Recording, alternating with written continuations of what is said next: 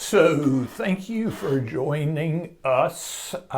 This is Colorblind with Ramsey Clark and Cornelius Sanders, talking about our upcoming book release named Colorblind, talking about our experiences in the 1980s at the Boys Club of Memphis, where I was the coach and Cornelius was a star player. And some of the themes of the book, some of the pillars of the book are faith, family and friendship, community engagement, where we hope our story will maybe help others see, hey, these guys did it, and they've spent the last 50 years together. So it went from a player-coach basketball relationship to a lifelong friendship. And race relations, race reconciliation also is a theme or pillar because we experienced that. That wasn't our goal. Our goal was we both enjoyed basketball, and I was a coach, Cornelius was a player. That was it. I wanted to coach, he wanted to play. But this evolved, and we're lifelong Memphians. We love our city, and we think if this can help encourage others in community involvement, engagement, well, it's worth a shot. So I'll hand it over to Cornelius. He can kind of talk about, okay, I was a member of the Boys Club for these reasons. I like basketball. Here's how our relationship kind of evolved. Right. Thanks, Ramsey. And it wasn't intentional. I mean, we didn't think at that time that this is where we would be however many years later. I grew up in a housing development called Dixie Homes, where everybody in that community, we looked alike. So there was nobody of a different race in our community. And when my mom bought a home over in the Highland Heights, the Mitchell Heights area, it was during the time where white flight was taking place. And so it was integrated. We integrated the schools at the time, and that was quite interesting. And from the community that I came from, of course, there was some crime, things like that was going on, and didn't really want to be a part of that. And was started going to Dixie Homes Boys Club until we moved. So then the thing was, well, find another boys club to where you could spend your time productively in the afternoons and do some things. So that's how I ended up at Iris Emerson's Boys Club. Yeah, and so we met. I was right out of school, so probably 22 years old. Cornelius probably 15, 16, 14, 15, somewhere. There were probably about 6 years difference in ages. And in retrospect, some of the kids were older. We had 18-year-old kids, so only 4 years difference. In retrospect, it was like, oh, I should have had another 10 years on me before I started trying to kind of be an authority figure.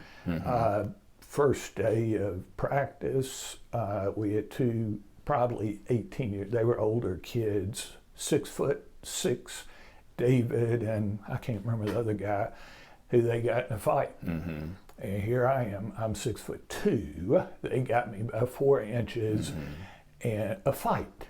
And I'm thinking, I'm a coach. I'm not like break up fight kind of guy. But I just knee-jerk reaction. I grabbed both of them and pushed them out of the gym and locked the door, and thought, what have I gotten myself into? But and from there we spent 4 seasons together, and we had we had a book's worth of life experiences, if you will, and maybe this is a time for you to say, okay, here's what attracted my buddies and me to the club. Here's how basketball factored in. How did we get to the club? We weren't driving BMWs. Right. I wasn't driving anything. Maybe bicycle. Yeah, riding and walking. But the interesting part about that was the guys, we were from different neighborhoods. We were from Mitchell Heights, and then the other guys was what we call Barber Drive, another community. And different experiences, like the guys you was talking about, David and those guys were a little rougher and a little older than we were, and we were just trying to find a safe place to go, and maybe they was just looking for a place to escape. So you take a bunch of young guys who mom's saying you better do the right thing, get your homework, clean up the room before you go, and then you got other guys in there who's lived a little more experience than we had at the time. So it was interesting how you were able to pull those guys together. And the common goal and the theme was basketball. Yeah. We all wanted to play basketball. We all wanted to win. And so that was the thing that kind of kept us together in a sense. Yeah. And we attended school together as well. So yeah. Speaking of which, some guy named Penny, who kept our books on the bus one game, because all of our games were away games. For some reason, nobody wanted to come in to the hood to play us, so all our games were away games. And this kid named Penny said, I'll keep the books. And I, like the intelligent coach I was, said, well, here's the deal, Penny. You keep my books right. You sit your butt on this bus seat and keep your mouth shut, and maybe one day you too can play for Coach Clark. Man, so you saw the potential. For him to play for Coach Clark. Right. Not necessarily one day Orlando Magic right. alongside Michael Jordan, but anything's possible. That's true. Could have been you. That's true. And that was the beauty of our community and our neighborhood, is that a tremendous amount of talent. It just needed to be harvested. I don't know if that's the right word, but given an opportunity to have some exposure and some direction, as well as guidance and leadership in a sense. And then, he's the most noticeable guy. We had Elliot Perry as well. Pro career. Right. So that just goes to show what type of talent is in communities if given an opportunity to have some exposure. Yeah, and one of the purposes of our endeavor in this book is just that. Come on, Memphians. We can give you a glimpse of Penny Hardaway grew up in our community. Elliot Perry, was he a Treadwell High School guy? He was at Treadwell as well. Which Cornelius Treadwell High School guy. But we can't do it on our own. We're kids. We need direction from Memphians, citizens who have lived more life and can put us on the right path. And but Penny and Elliot are great examples of possibilities. That's true. And back to the fact that those guys, are in the news and all of that, there's plenty of guys that are school teachers, that run businesses or companies or great dads and those things. So out of that community came a wealth of just great guys. And the Boys Club gave us that opportunity, along with guys like you that said, I'm going to come out of my comfort zone. And my parents probably don't know or wouldn't suggest me doing this at this particular time, this particular age. And it was mainly because they didn't know. Oh, they knew, and they thought I was crazy. Right. So you got to go against the grain sometimes. So, and then that's an interesting take of your parents knew and thought you was crazy. Think about us coming from communities where we didn't have people that looked different than us. And we're saying that we're going to go and have a party at your home or spend the night. Don't go there. Right. Please Think don't about go there. Our parents who sit there and say, now wait a minute. You know this guy how? Well, he's coach at the Boys Club of our basketball team. Okay, and you're going to do what again? Well, we're going to go out to his house and have a party and all. And you're like, okay, when do I get to meet him? So that was something that I see in our community, how our parents, and we were single moms, how they were interested in knowing not only who our friends were, but also who was our mentors and who were the people that we were going to spend time with. So that was interesting to them that they wanted to know that. Very protective moms, grandmoms. I remember the first time some of the kids, I guess teenagers or kids, some of the players had a long way to walk from the Boys Club home, and I was single. I didn't have a family to race home to, and hey, coach, can we get a lift home? And there was no heavy lifting on my part, so I would do it. 2, 3, of y'all, I don't know, Preston and Kevin, that seemed to be the trio. 3 Musketeers. Right. And I never met Preston's mom, Kevin's mom, but Granny Annie, his mom, she marched herself out that door before he could get out and I could back up. Kind of waved like, don't put it in reverse. We got to visit. Right. And more power to the parents or the moms, grandmoms, looking out like we're not turning him loose to just anybody. Right, and so there was a level of comfort and responsibility and that had to be built, and trust had to be both ways. The fact that you trusted us that we would be respectful and do the things that you were asking us to do. And then our parents wanted to make sure that they could trust you enough with us to be able to do the things that was right in that sense. And it just became one of those things that we're talking about today. And out of that, there was some intentionality beyond that point that, okay, if I'm going to trust you with my son, and my son needs to make sure he do these things that you're asking him to do, and then you need to do the right thing by being responsible with him and making sure that he's safe.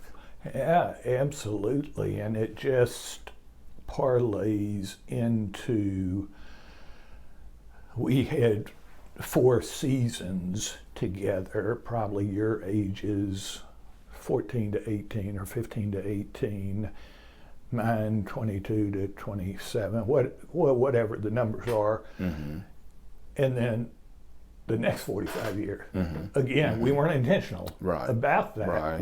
You wanted to play, I wanted to coach, period. We weren't looking for, I was intentional on giving back to the community because I had gone to East High School that in the 60s and 70s was segregated with a few black people. My best friend was a black guy not because he's black, but he brought gum to Oh, school okay. every day. If you bring gum, you're my friend. You're my friend. Okay. But I saw Mike Jones. I saw Mike mistreated by not only dumb 11-year-old fifth graders, but by teachers who should know better. Right. But guess what? It's the 60s and 70s. There's just a lot of racism. I don't know what you call it. That's true. But And it was still there when we came to Samuelson because we had to integrate that.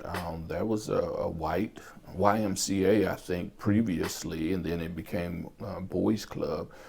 But we were the new kids on the block, and I remember in the afternoons, we get chased home every single afternoon. So we figured out a little path that we would cut through to escape that. So it wasn't welcomed with open arms. Hey, we're glad you guys are here. It's like, no, why are you here? And you come to take a place and space that belongs to us. So there was some fights and some struggles trying to overcome that whole racism thing. Even though we went to school together, I mean, that wasn't welcomed as well, early on. And this was in '78 is kind of when I moved into the community. But I want to say to people that may be thinking, how do I form a relationship? Is you just find common interests. It doesn't start, you don't start with 45 years in mind.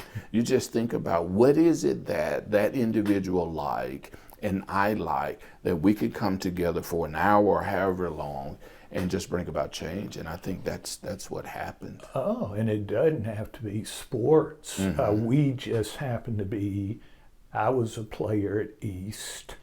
And so when I got out of school, playing days are over. Well, but I love it. How can I use it? Oh, I bet I could coach. I've never coached. Boys Club's the first time I ever coached. And did I make some mistakes? Oh, yeah. That first year, I thought it was important to be everybody's friend. That didn't work too well. Years 2 through 10, I was more like a drill sergeant. But you live, you learn. But yeah, so I think in our book, we try to make that case. Just because we're basketball enthusiasts, that doesn't discount if you're not that, okay, well, that I don't check that box.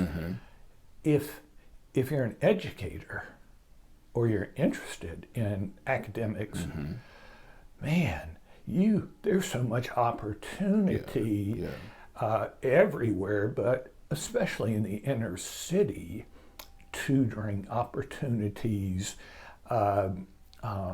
Just go, you do it on your own. You could do it with a school. Hey, Billy is a great kid, has trouble with math. Could you help all these programs read to succeed? I think affiliated with churches and organizations. If you're a banker, you can go into an impoverished community, and guess what? To you and me, writing a check, making a budget may seem juvenile. Well, we were blessed to have people to teach us that. Many people do not. Right. And the gift of how to make a budget and how to keep a budget would be life altering. Yeah, if you're a musician, guess what? You teach privileged kids or kids whose parents can afford to teach them to play guitar.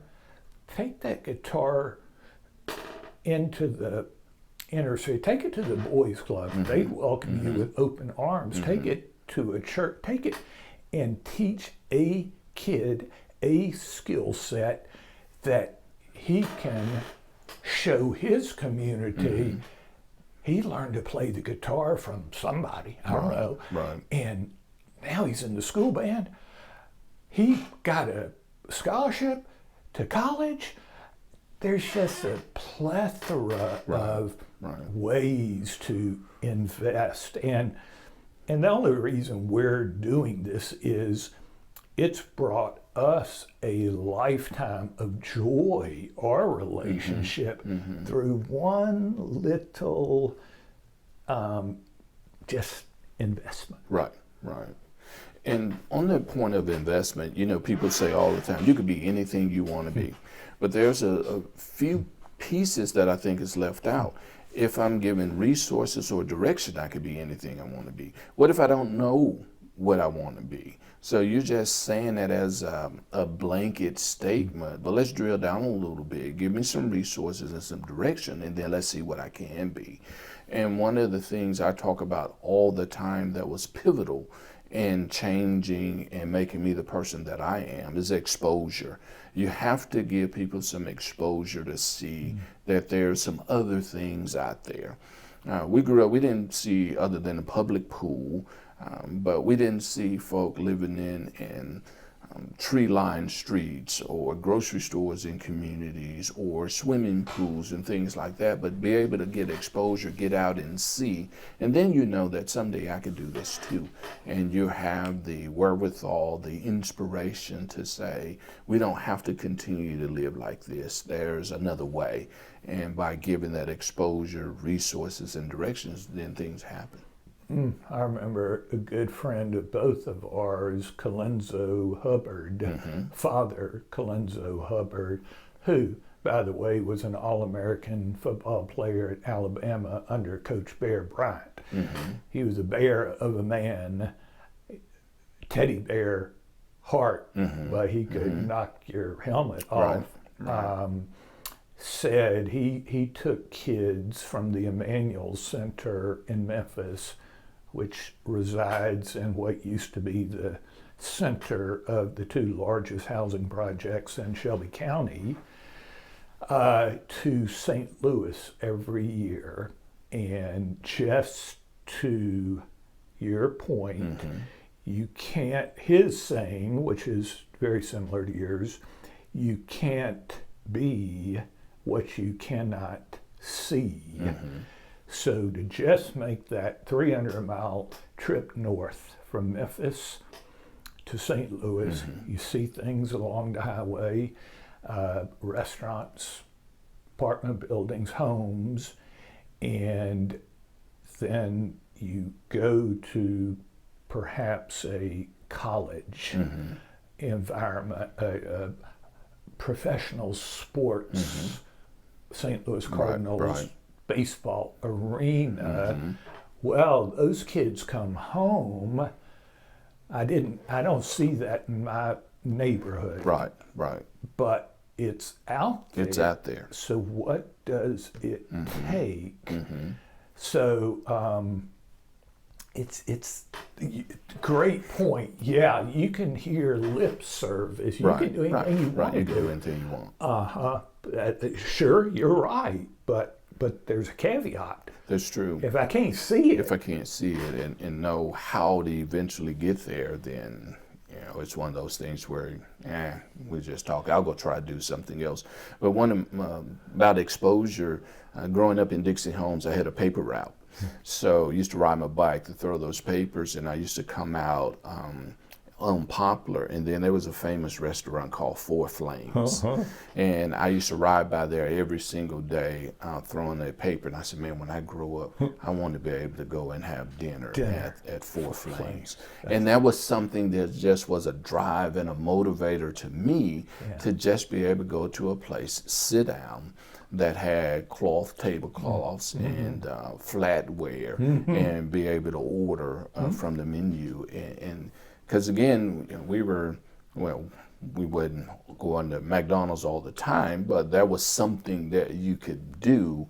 But to be able to go to a place, I'm sure it was 5-star at the time. If you're from Memphis, you remember Four Flames. And so that was something was just a motivator to me to say, man, if I could grow up and just be able to go sit down and have a dinner at Four Flames. Yeah. And if you hadn't had that paper route, you wouldn't have been exposed to that. Right. And my guess would be if Granny Annie hadn't told you to get a job, maybe not necessary, but at your age, how many opportunities are That's out true. there? I mean, a 9-year-old having a paper route, you know. And I remember my mom. There'd be people that wouldn't pay me, and my mom would have to go and put the hammer down and make sure I got paid. But just that whole entrepreneur spirit to get out and go do something and want something, and it came from her exposing us to.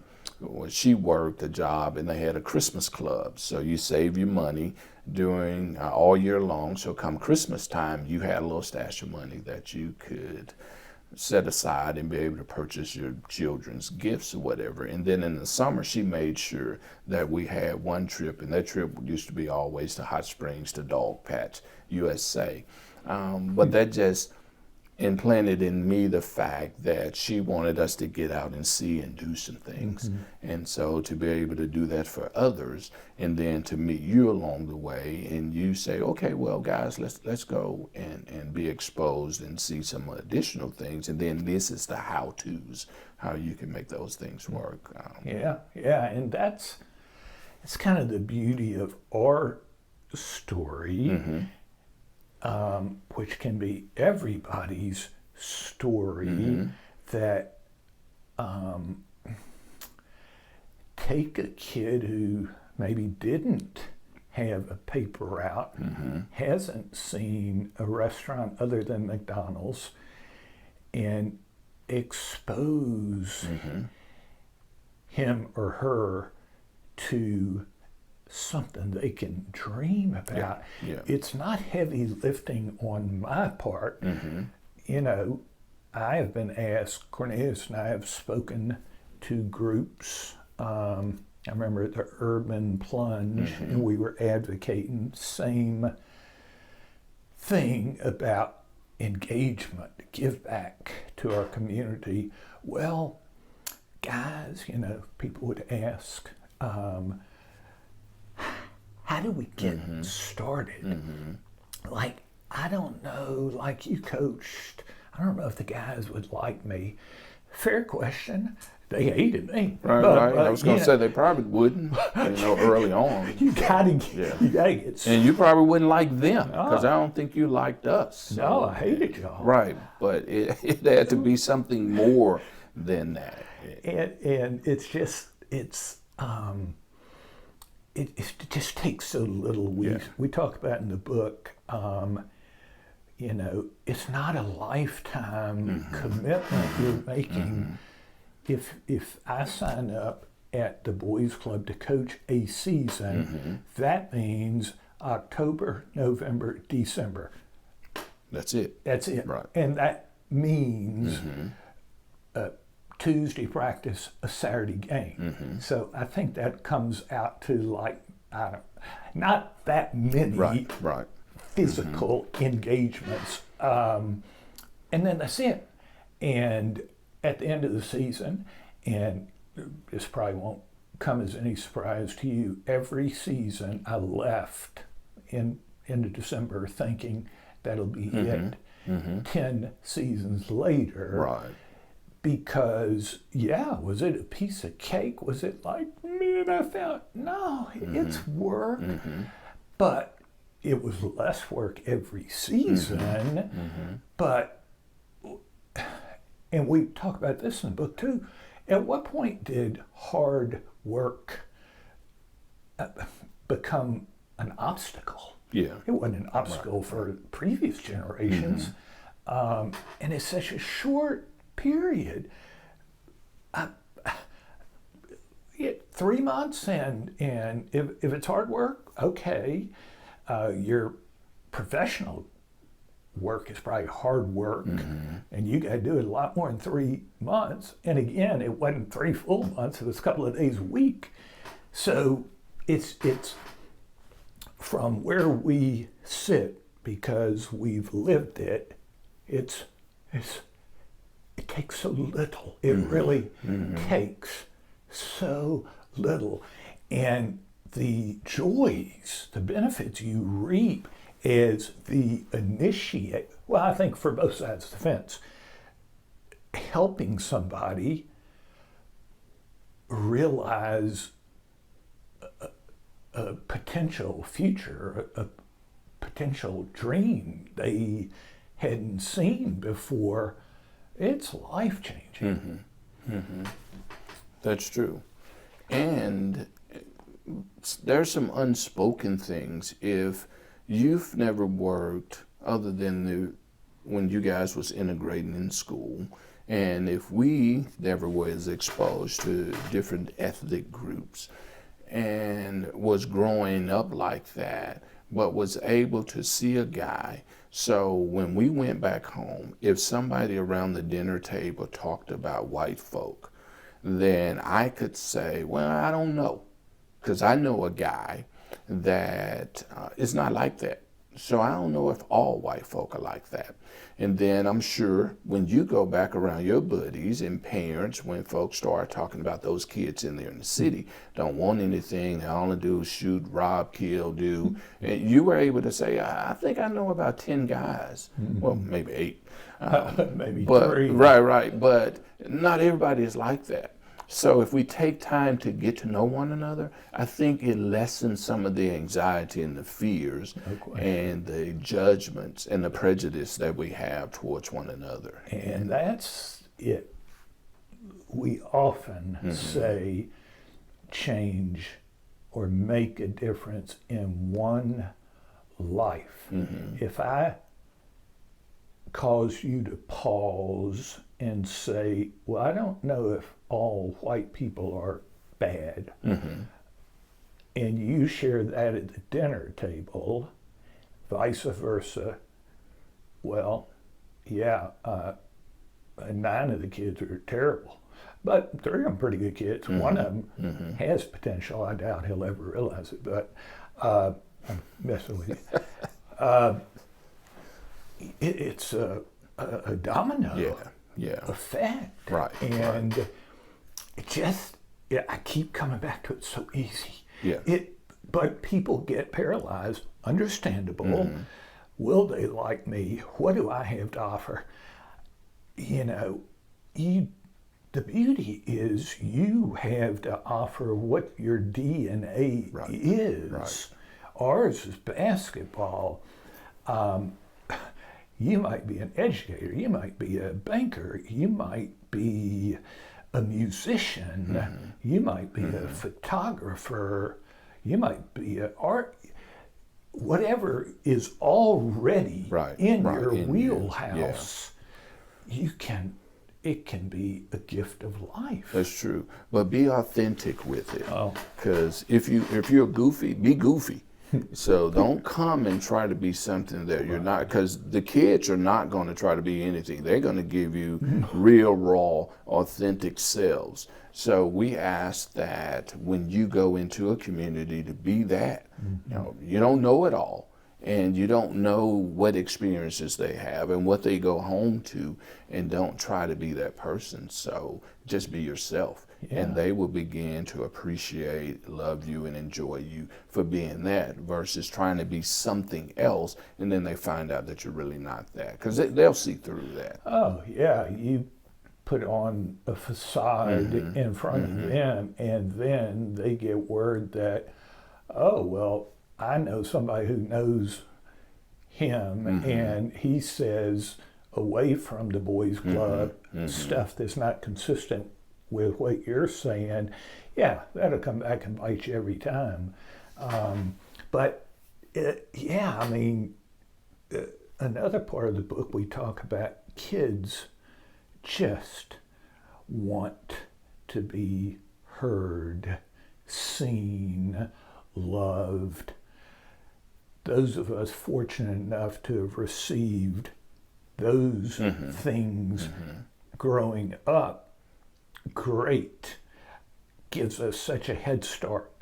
But the reality is a whole bunch of people don't get that in their household, and anything that we as a community can do to help give them that is, it's so little for us, but so much. Yeah. I mean, the attention I think that the players at the boys club got from an adult figure, even though I was only about 4 years older, they didn't know I wore a little tie, little starch shirt and tie. They thought maybe I was older.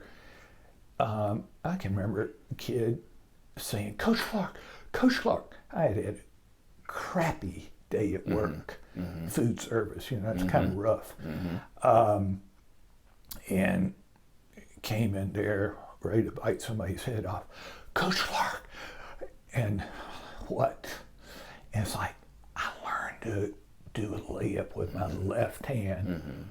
The littlest stuff to him to have, this is something you taught us. Right. And I've been working on it and I mastered it. To him, it was the world. Yeah. Which tells me maybe at home he didn't get that attention. People were too busy, putting food on the table or so it's just, and our faith, we talk about it in the book, we're Jesus guy, period, unabashedly. Cornelius is an ordained minister. Karen and I, my wife Karen and I, invited Cornelius, his wife Veronica, to Hope Church, Memphis, a long time ago. I don't know. Yeah. We've been members 30 plus years. We had a invited friend to church Sunday, and you guys came and joined shortly thereafter.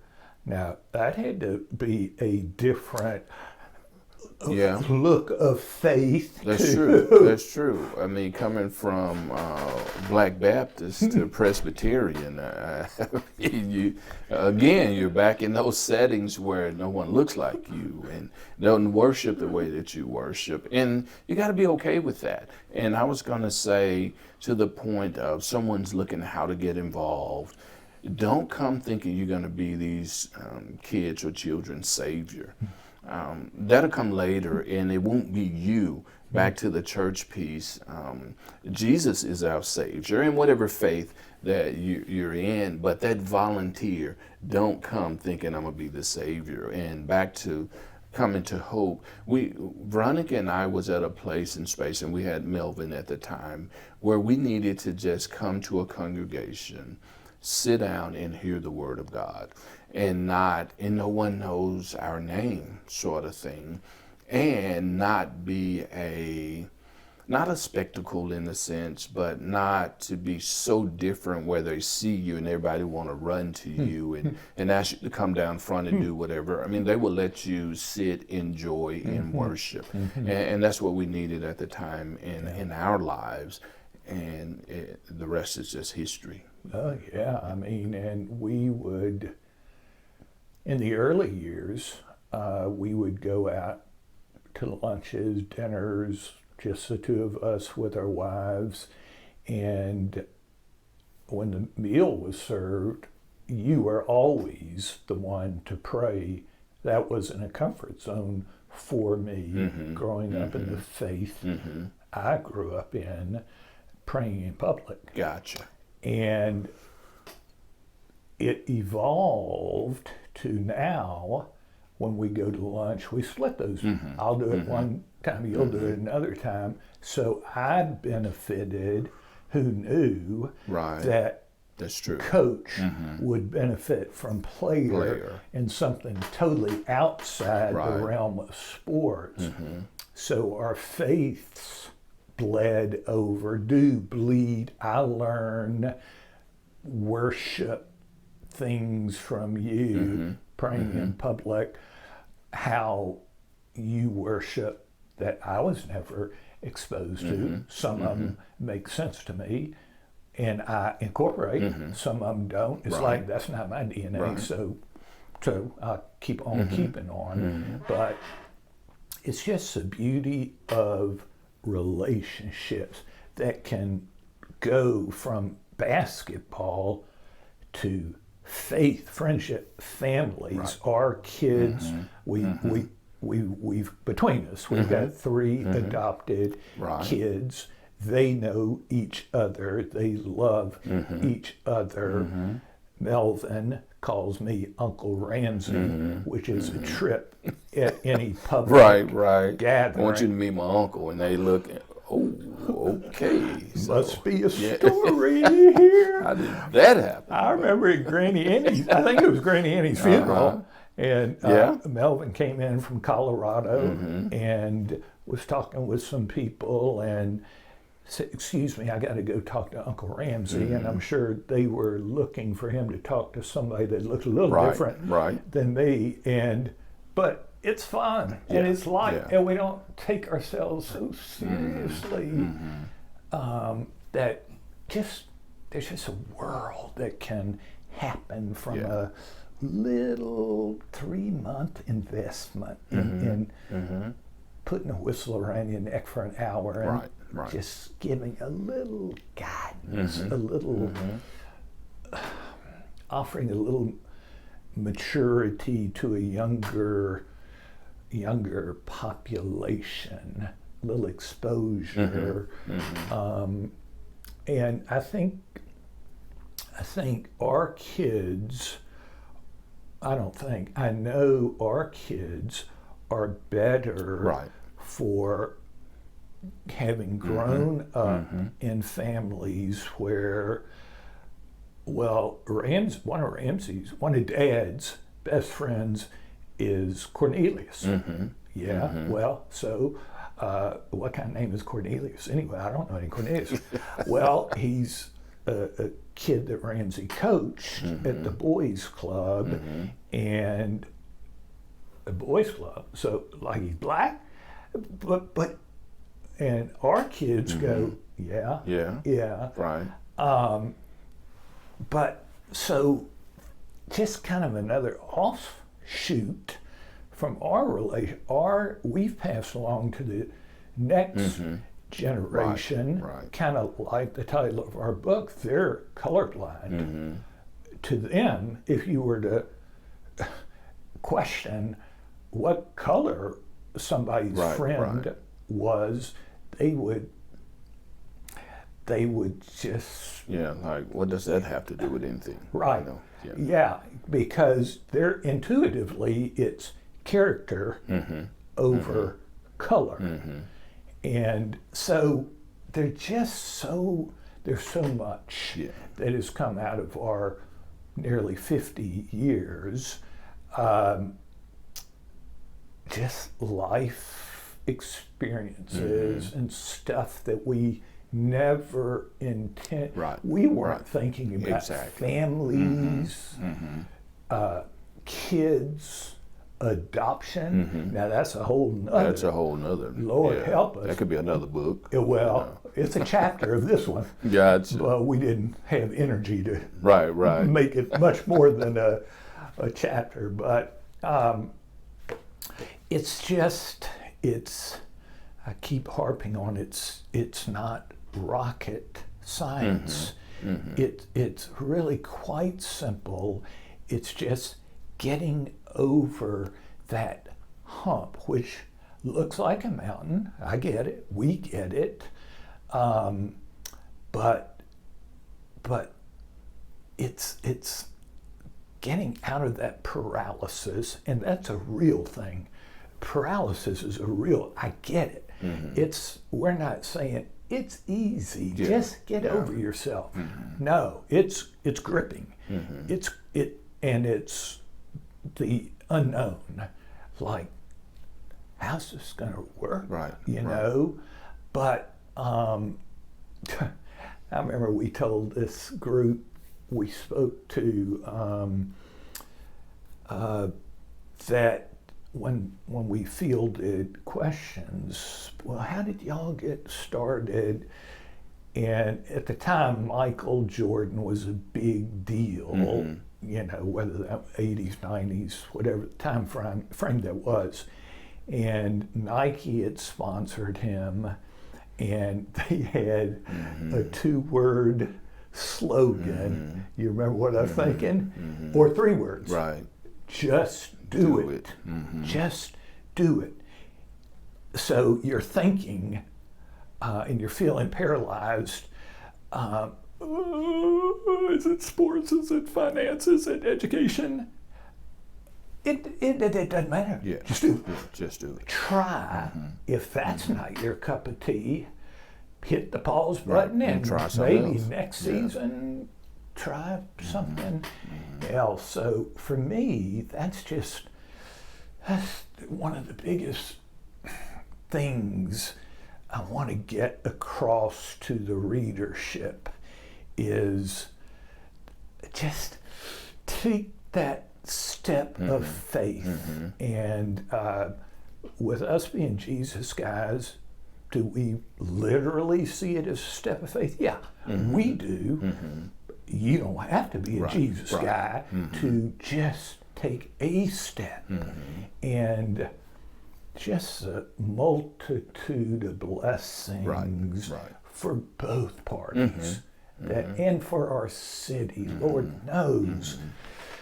You know, we love our city, but does our city have a lot of bad raps? And rightfully so against it? Yeah. So we can just kind of hang our heads, or just, can we fix it? No, we can't. You and me, we can't. Can we maybe change a person who can change a family dinner table discussion and have a trickle-down effect? Yeah, that's, yes, you can. It's doable. We've lived it. We've true. seen it. So I think that's kind of what this is about. This is our goal. This is our hope. We're not in this for profit. We both have better sense than that. We're keeping our day jobs, but we're in it to try to make a difference in our community. Correct. So thank you for listening to Cornelius and me and learning a bit about colorblind. The book will be out in the April-May 2026 time frame. It will be available through Amazon online. It will be available at local Memphis bookstores, including Barnes and Noble, Novel, Burke's, and Westbow Publishing is our publishing company, and they will complement our local marketing efforts with national relationships with Amazon and such. So we'll have book signings in April and May, Father's Day in June. June 21 should, we hope, be a great opportunity for the listening audience to maybe purchase a book for a dad